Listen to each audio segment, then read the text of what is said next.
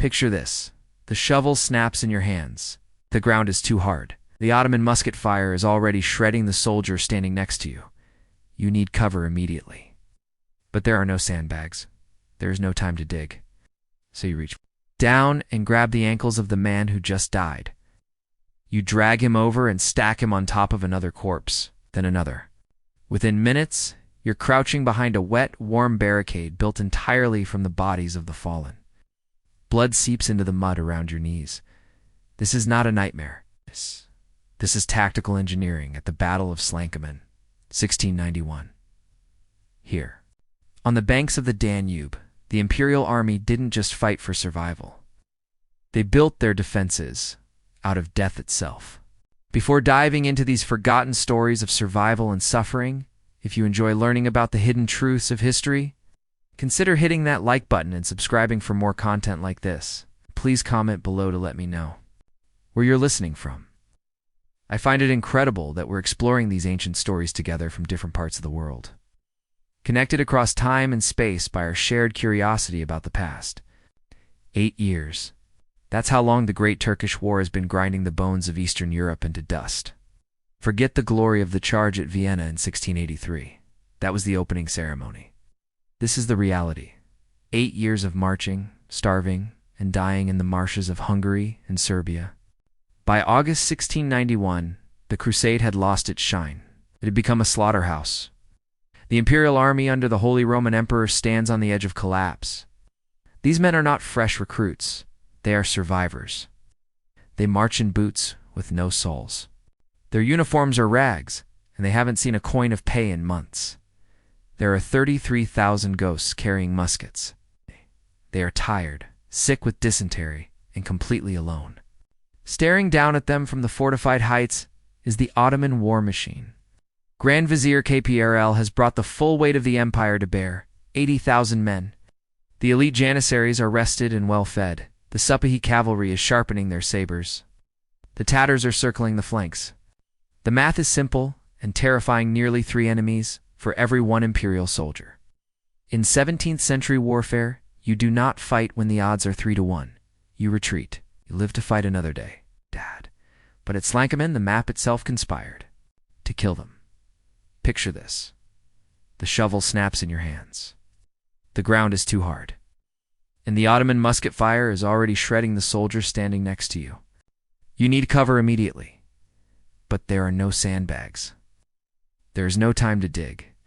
So you reach down and grab the ankles of the man who just died. You drag him over and stack him on top of another corpse, then another. Within minutes, you're crouching behind a wet, warm barricade built entirely from the bodies of the fallen. Blood seeps into the mud around your knees. This is not a nightmare. This is tactical engineering at the Battle of Slankamen, 1691. Here on the banks of the Danube, the Imperial Army didn't just fight for survival. They built their defenses out of death itself. Before diving into these forgotten stories of survival and suffering, if you enjoy learning about the hidden truths of history, consider hitting that like button and subscribing for more content like this. Please comment below to let me know where you're listening from. I find it incredible that we're exploring these ancient stories together from different parts of the world, connected across time and space by our shared curiosity about the past. 8 years. That's how long the Great Turkish War had been grinding the bones of Eastern Europe into dust. Forget the glory of the charge at Vienna in 1683. That was the opening ceremony. This is the reality.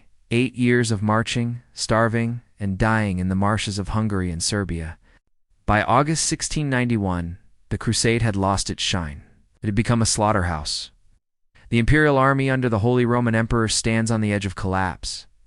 These men are not fresh recruits. They are survivors. They march in boots with no soles. Their uniforms are rags, and they haven't seen a coin of pay in months. There are 33,000 ghosts carrying muskets.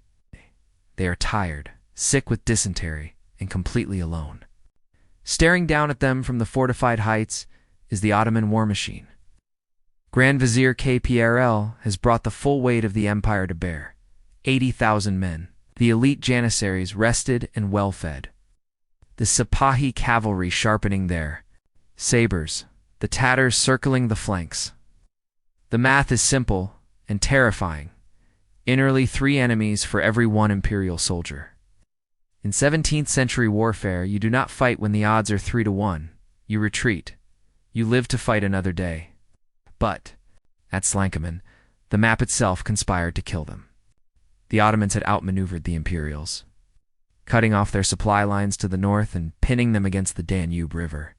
The trap snapped shut on. August 19th, the Imperial troops woke up to a grim realization. The grain wagons were empty. The road to Vienna was blocked by a forest of Ottoman spears, and the river behind them was too wide to swim. They had walked into death ground, a strategic position where a soldier fights not for victory, but because there is literally nowhere to run. The commanders didn't need to give a speech about bravery. The situation spoke for itself. They had to storm the Ottoman heights uphill into the teeth of 80,000 enemies, or they would die of starvation on the riverbank. The battle lines formed. The drums began to beat. The slaughter was about to begin. 2 men held the fate of these 113,000 souls in their hands, and they could not have been more different. On one side of the valley stood Margrave Ludwig Wilhelm of Baden-Baden, known to history and his enemies as Ludwig of Baden, or simply Turkin Louis. If war is an art, Louis was a master of the defensive school. He did not possess the reckless charisma of a cavalry hero. He was a mathematician of death, viewing a battlefield as an equation of angles, trenches, and supply lines. Louis wore his famous red jacket like a warning. He was a man of strict discipline and immense professional pride. But in the summer of 1691, he was a general fighting with one hand tied behind his back. The imperial court in Vienna had starved him of funds, sent him soldiers who were barely trained, and expected him to perform miracles. Yet Louis excelled in this exact environment. He knew how to squeeze every ounce of value from a regiment. He understood that a shovel could be as lethal as a musket if used to force an enemy into a killing zone. He was the fox, cautious, calculating, and dangerous when cornered. Opposing him was the lion of the Ottoman Empire, Grand Vizier KPRL. Fazıl Mustafa Paşa, KPRL, was not merely a general. He was the de facto ruler of the Ottoman state. He came from a dynasty of Grand Viziers who had ruthlessly purged corruption and injected new life into the empire's veins. Mustafa Pasha embodied this revival. He was a man of high culture and brutal efficiency who had reformed the tax system, restocked the treasury, and rebuilt the army after the disasters of the previous decade. For KPRL, this campaign was personal. He saw the Austrians as overextended barbarians trespassing on Ottoman soil. He didn't fear Louis of Baden. He respected the Margrave's skill, perhaps, but he looked at his own roster and saw overwhelming superiority. He commanded the finest infantry in the world, the Janissaries, and a cavalry force that could outride anything in Europe. His philosophy was aggressive. He believed in the crushing blow, the decisive maneuver that would shatter the enemy's will. The dynamic between these 2 commanders dictated the pace of the summer. Louis wanted to draw the Ottomans into attacking a fortified position. He knew his only chance lay in using Ottoman aggression against them. Kapralu, however, was too smart to charge blindly, at least initially. He used his superior numbers to play a game of strategic strangulation. He moved his massive army with surprising speed, cutting off Louis's access to the Peter Wardain fortress. This was a clash of styles, as much as a clash of nations.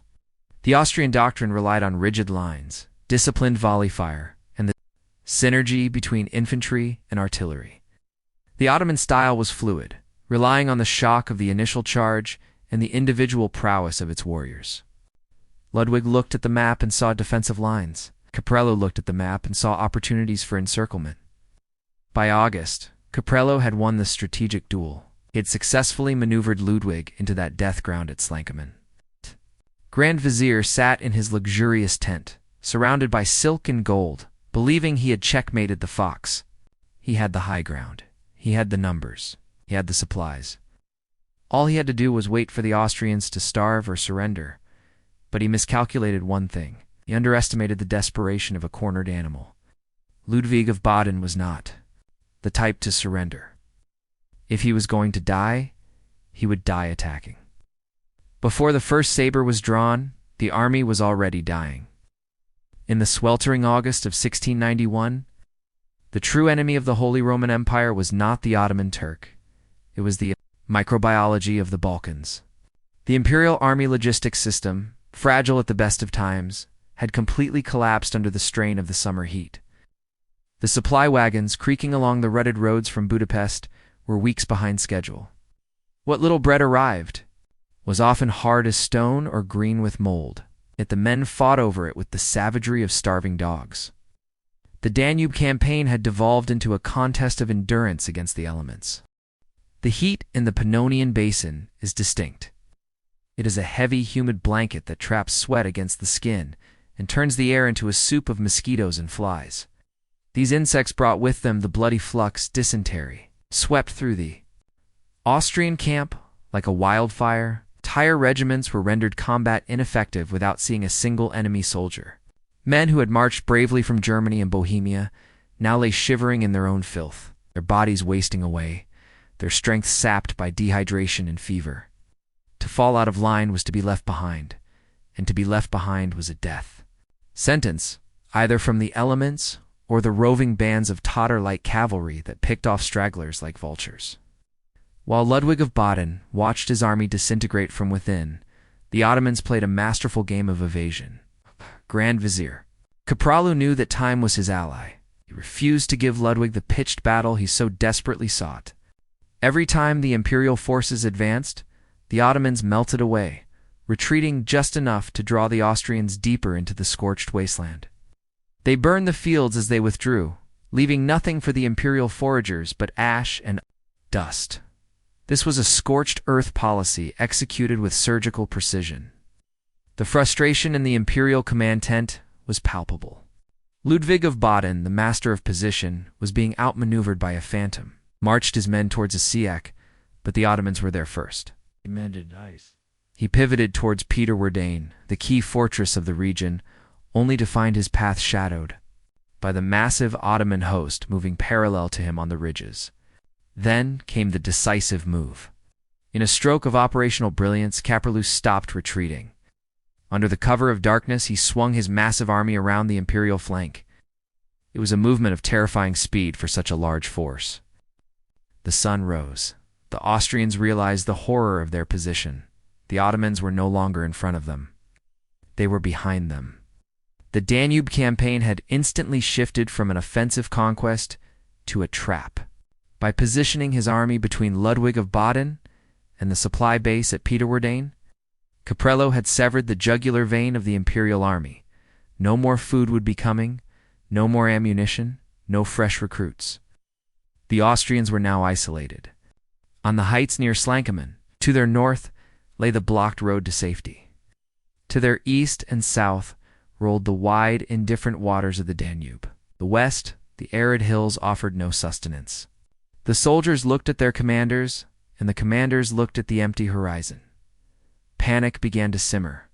A rumor spread through the ranks that they had been abandoned by Vienna, left to die in this forgotten corner of the world. The daily ration was cut, then cut again. Men began boiling the leather of their boots and chewing on grass to silence the gnawing pain in their stomachs. Ludwig of Baden watched his men, saw the hollow eyes and the trembling hands. He knew that if he waited 2 more days, he wouldn't have an army left to lead. He would have a graveyard. The passive wait-and-see approach was no longer an option. The hunger had simplified the tactical equation down to a single brutal binary. Attack the superior force and likely die, or stay in place and definitely starve.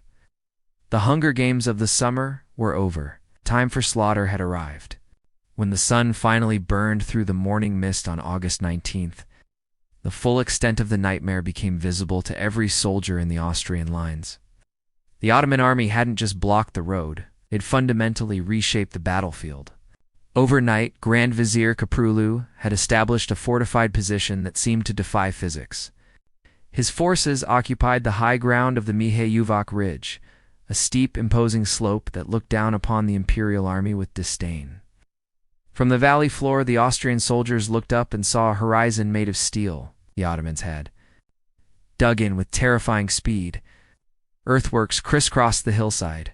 bristling with 150 pieces of heavy artillery. Behind those earthen walls stood the janissaries, their muskets rested and ready. To the flanks, the endless waves of Sepahi cavalry. Weighted like a coiled spring, was a textbook defensive posture, but with an aggressive twist. By looping around the Austrian rear, Keprulu had created a tactical anomaly. The larger army was defending, forcing the smaller starving army to attack. The geography of Slankamen acted as the jaws of the trap. The imperial left wing rested precariously. Against the Danube River, a massive, swirling barrier that offered no escape. Their right wing was hemmed in by a deep, rugged ravine that made maneuvering cavalry nearly impossible, and directly in front of them rose the Death Hill. The incline was steep enough that a man would struggle to climb it in peacetime. To climb it under the fire of 80,000 enemies was a sentence of doom.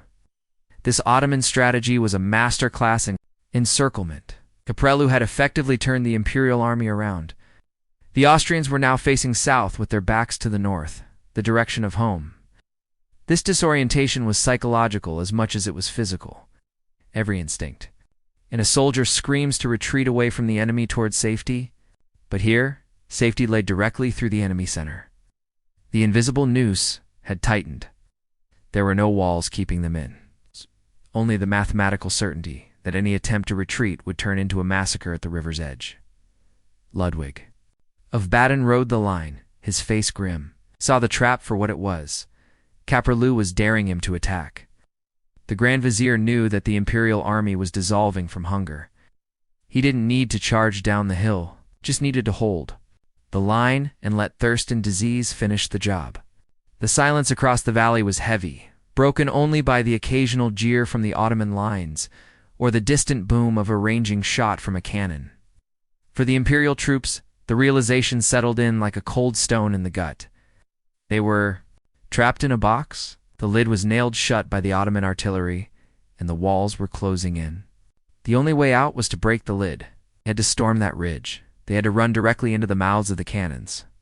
The strategic checkmate was complete at dawn. The tactical execution was all that remained. Trap was not just about terrain. It was about time, and time had just run out. The council of war held by Ludwig of Baden on the morning of August 19th was brief. There were no long speeches, no debates about glory, and certainly no wine. The commanders gathered, likely on horseback, staring up at the Ottoman positions. The air was thick with the heat of the coming day. The equation before them was brutal in its simplicity. They were sitting on what military theorists called death ground. In this position, fear is not a liability, it is a fuel. When men know there is no escape, they fight with the ferocity of the damned. Ludwig laid out the plan. It was a scheme born of absolute necessity, defying every conventional rule of military tactics. Standard doctrine dictates that you never attack a fortified enemy uphill, especially when outnumbered 2-1. Ludwig ordered exactly that. But he wasn't just throwing bodies at the hill blindly. He was the fox for a reason. A potential weakness, or perhaps just the least strong point on the Ottoman left flank. His plan relied on a complex coordination of moving parts. The imperial center, composed of solid German infantry and Brandenburgers, would hold the line and draw the Ottoman fire. Meanwhile, the imperial left wing, under the command of Count Suchy, would undertake the impossible. They would scale the steepest part of the ridge to smash into the Ottoman right. It was a diversionary assault, intended to be the main effort. A hammer blow designed to force Keprulu to commit his reserves early. The risks were astronomical. For this to work, the imperial infantry had to march across open ground, absorbing cannon fire, then climb a slope that required hands and knees to navigate, all while maintaining formation. If they broke, the entire army would be pushed into the Danube. If they were to slow, the Ottoman cavalry would sweep down and trample them. The orders went down the line. The sergeants moved among the men, kicking awake those who had collapsed from exhaustion. There was a shift in the atmosphere. The passive suffering of the last few weeks evaporated, replaced by a cold, hard resolve. They were no longer starving. Victims waiting to die of dysentery. They were soldiers again. They checked their flintlocks. They tightened their belts. The priests moved through the ranks offering hasty absolutions. Around noon, the drums began to beat. It was a slow, rhythmic pounding that echoed off the hills. The imperial army began to move. It wasn't a sprint. It was a slow, disciplined trudge.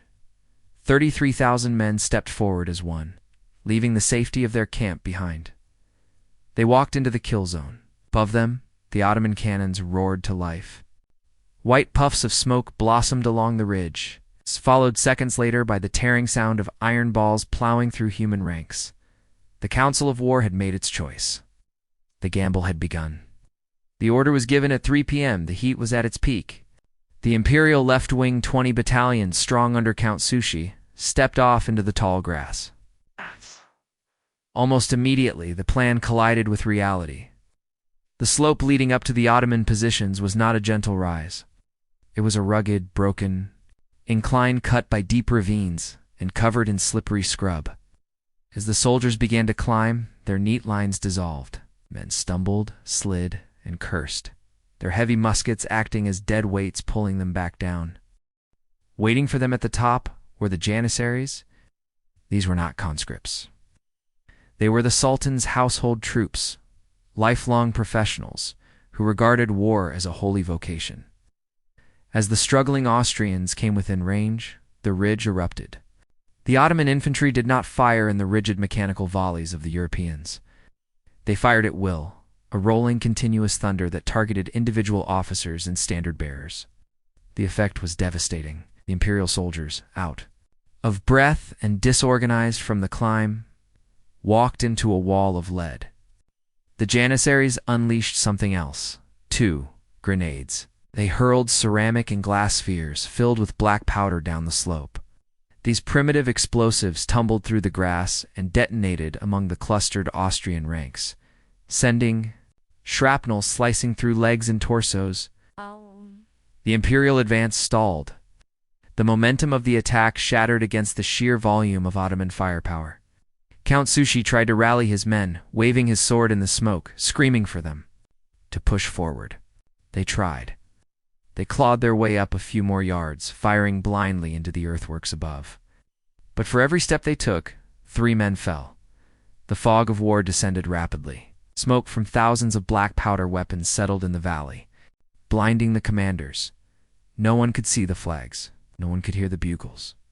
The discipline of the imperial left wing began to crack. Units mixed together in the confusion. Officers lost their companies. Companies lost their officers. The attack wasn't just failing, it was being pulverized. The men at the front, realizing they were walking into a meat grinder, tried to stop while the men behind pushed them forward. In this deadly crush, the infantry tactics drilled on the parade grounds of Vienna became useless. It was no longer a battle. It was a riot with guns. The imperial army had played its first card, and it had been trumped by the terrain and the terrifying efficiency of the Ottoman defense. High on the ridge, Grand Vizier Kaprulu watched the Austrian attack crumble through the smoke. Imperial lines waver, the officers shouting in vain, and the men bunching together in terror. This was the moment every commander waits for.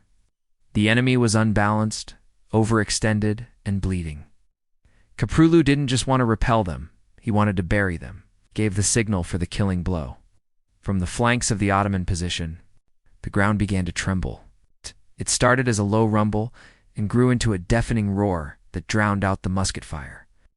The Sipahi cavalry, the feudal knights of the Ottoman Empire, surged forward, like the heavy plodding European cuirassiers. The Sipahis were masters of speed and agility. Thousands of horsemen crested the ridge and poured down the slope like a landslide of steel and flesh. Physics was now the deadliest weapon on the battlefield. A cavalry charge on flat ground is terrifying. A cavalry charge sweeping downhill is unstoppable. The Sipahes crashed into the exposed flanks of the wavering imperial infantry with the force of a tidal wave. The collision was horrific. Austrian musketeers, already exhausted from the climb, were trampled under hooves or cut down by the curved kill-edged sabers of the Ottoman riders. The imperial left wing didn't just break, it shattered. Panic is a contagion, and it spread instantly. Men threw down their weapons and ran, sliding back down the muddy slope they had just fought so hard to climb. The Ottoman cavalry pursued them relentlessly, driving them towards the river.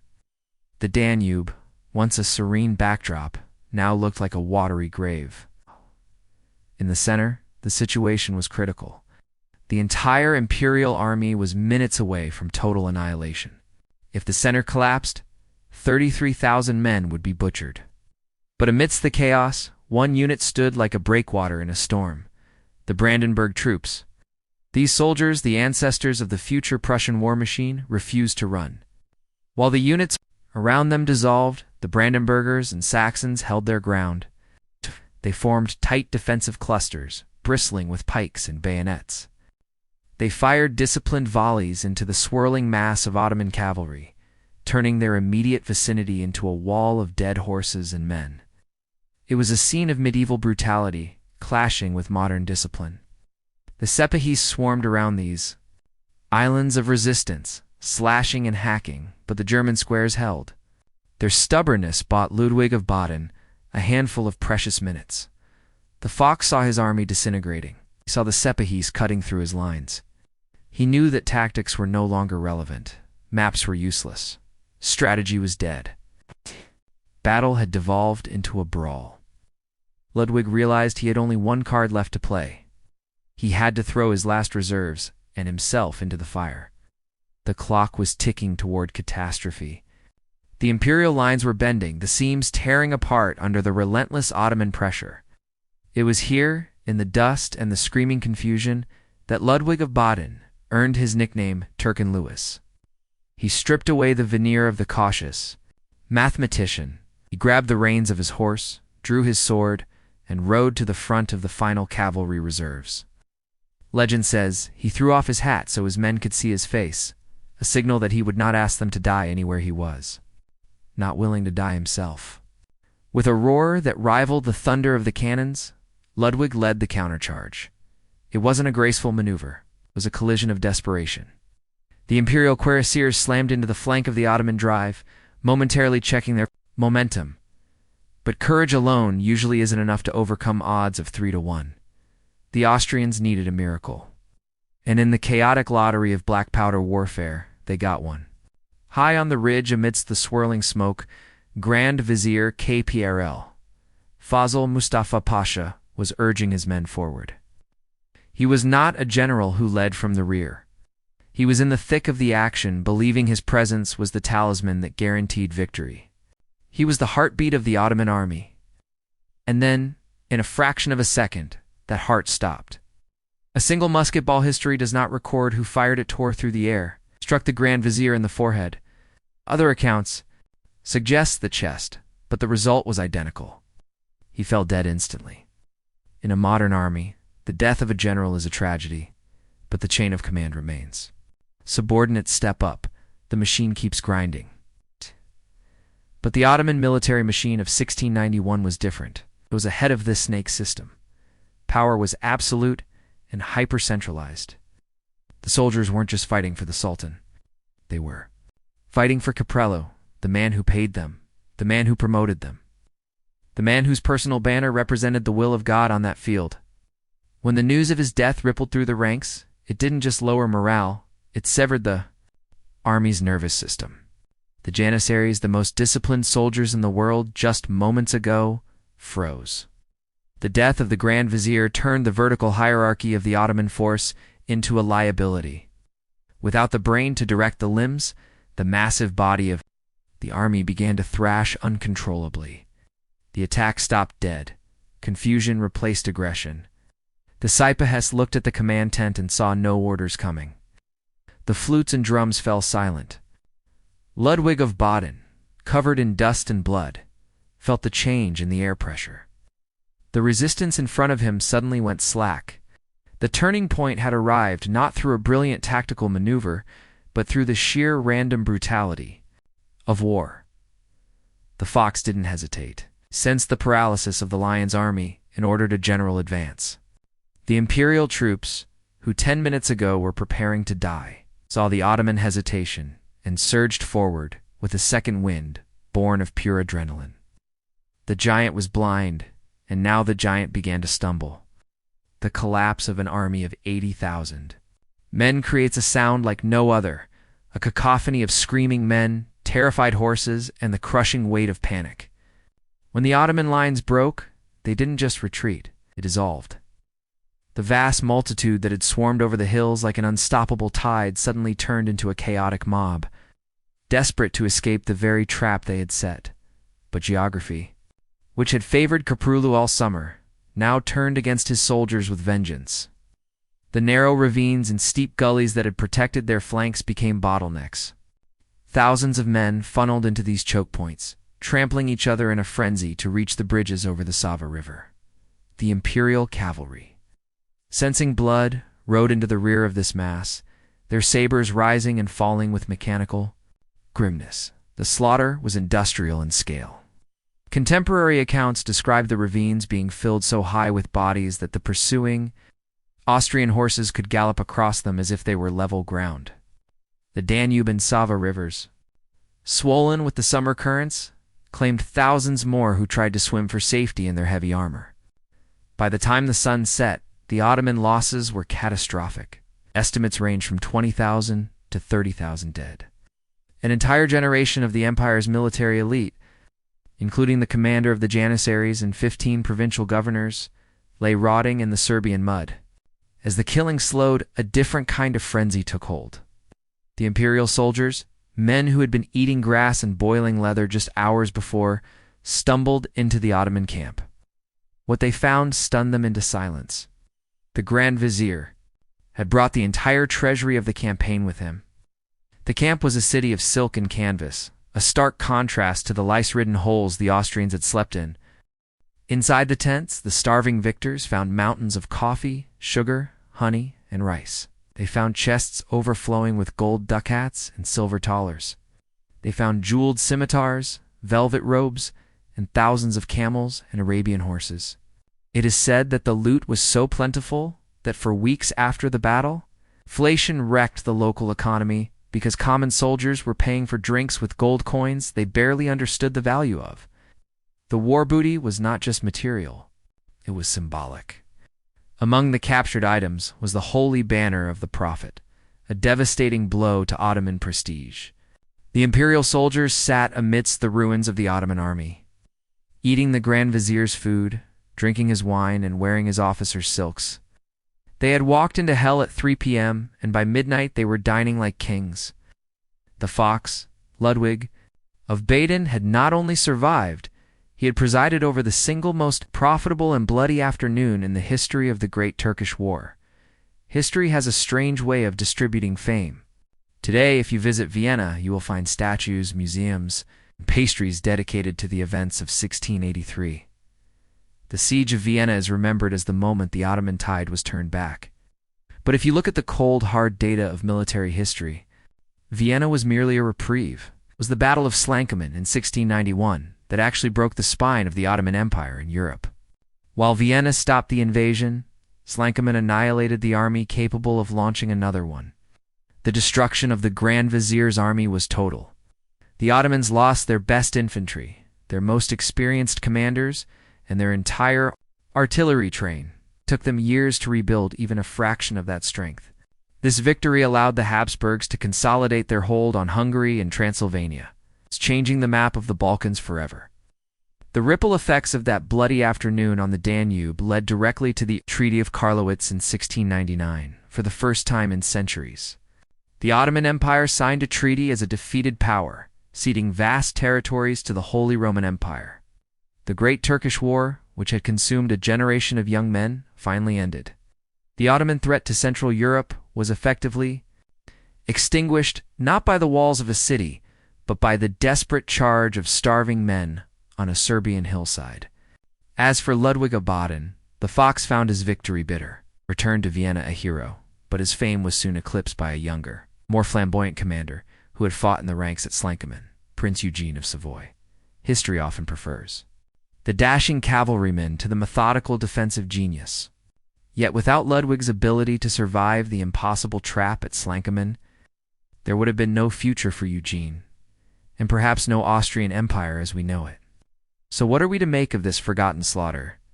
Slankamen serves as a reminder of the role of chance in human affairs. We like to believe that history is driven by great social forces, by economics, or by the inevitable march of progress. But sometimes the fate of empires hangs on something as small and arbitrary as a single musket ball finding its mark in the smoke. If that bullet had missed Grand Vizier Kaprulu, the Austrians likely would have been crushed, and the history of Europe would have been written in a very different script. The hill at Slankamen is quiet now. A monument stands there overlooking the Danube, watching the river flow past just as it did on that sweltering August day. It stands as a testament to the 33,000 men who looked death in the face and decided to charge,